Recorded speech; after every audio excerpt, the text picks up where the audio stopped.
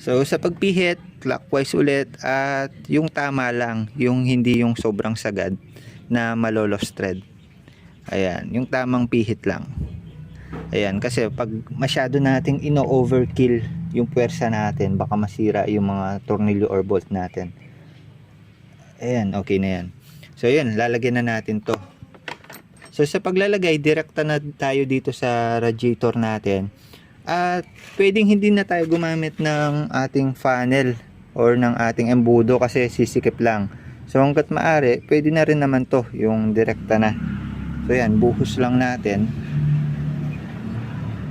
Direkta yan Ayan, sa pagbubuhos, ayan, diretso lang, smooth lang.